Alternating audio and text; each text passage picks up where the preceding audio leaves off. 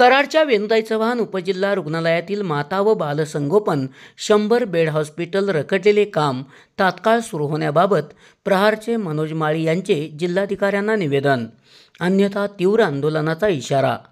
वेणुताई चव्हाण उपजिल्हा रुग्णालय कराड येथील नवीन माता व बालसंगोपन 100 बेड हॉस्पिटल काम रखडले आहे। हे काम तात्काळ सुरू करण्याबाबत प्रहारचे मनोज माळी यांनी जिल्हाधिकाऱ्यांना निवेदन दिले आहे। सदर कामाची चौकशी करावी व अर्धवट असलेल्या कामाला जबाबदार असलेले अधिकारी, कर्मचारी व ठेकेदार यांच्याविषयी कडक कारवाई करावी, अन्यथा आपल्या दालनासमोर आंदोलन छेडण्यात येईल असा इशारा यावेळी देण्यात आला आहे। यावेळी शिवाजी चव्हाण, शुभम उबाळे, भानुदास डायंगडे, बंटीभाऊ मोरे, प्रितेश माने, एजाज काजी, बबलू गडांकुश, गणेश नायकवडी आदींची उपस्थिती होती। SP ओरिजिनेटिव्हसाठी सुनील परीट, कराड।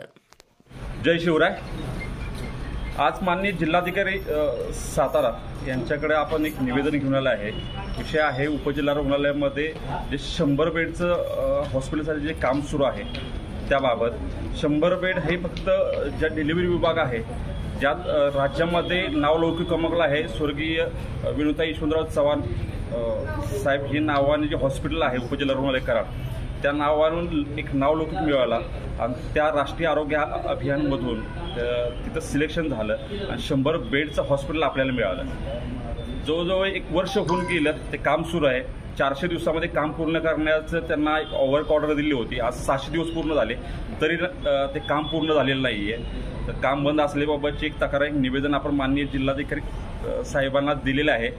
याबाबत एक विशेष मानावं लागेल जिल्हाधिकारी साहेबांचं। मी कामाची तत्परता मी आजपर्यंत बघत आलेलो आहे। तिने जाग्यावरती सिव्हिल सर्जनना फोन करून ते काम का बंद आहे, काय नाही आहे, त्याची उद्याच्या उद्या बैठक लावावी असे एक आदेश सिव्हिल सर्जनना दिलेत। त्या कॉन्ट्रॅक्टरला उद्या बोलून घेतले। प्रथम जिल्हाधिकारी साहेबांचं मी खूप आभार मानेन। या कामाची तत्परता म्हणून हीच कामाची तत्परता जिल्ह्यात प्रत्येक अधिकाऱ्याने केलं तर मला नाही वाटत कुठलंही काम पेंडिंग राहील। उपजिल्हा रुग्णालयामध्ये 400 दिवसाचा कामाचा वर्क ऑर्डर देण्यात आली, 600 दिवस झालं पूर्ण नाही आहे। 4.75% अभावाने हे काम दिले। 28 कोटीचं काम आहे। जवळजवळ 1.5 कोटी रुपये एक्स्ट्रा देऊन ते काम चालू केलं। आता हे 1.5 कोटी रुपये एक्स्ट्रा कोणाला दिले? माननीय आरोग्यमंत्री त्यावेळी तानाजी सावंत होते। ही संशोधनाचा भाग आहे हे सगळं, तरी देखील आज त्याची अवस्था बंद आहे।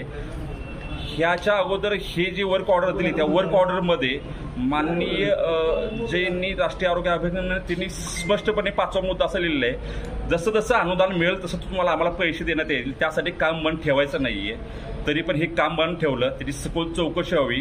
कुठले अधिकारी त्याच्यामध्ये, कर्मचारी दोषी आहेत, ते कॉन्ट्रॅक्टर कोण आहे याच्यामध्ये त्याच्यावरती कारवाई व्हावी व तात्काळ ह्या उपजिल्हा रुग्णालयामध्ये जे 100 बेडचं हॉस्पिटल नवीन बनते ते तात्काळ चालू करण्यात यावं। नाही तर प्रहार जनशक्ती पक्षाच्या वतीने आमचे संस्थापक अध्यक्ष, आमचे दैवत माननीय बच्चूभाऊ कडू यांच्या आदेशाने तीव्र स्वरूपाचं आंदोलन करण्यात येईल असे हे निवेदन आपण दिलेलं आहे। तर माझी विनंती आहे सिव्हिल सर्जन किंवा ह्या सगळ्यांना की तात्काळ काम सुरू करा, नाहीतर प्रहारचा दणकाच राहील।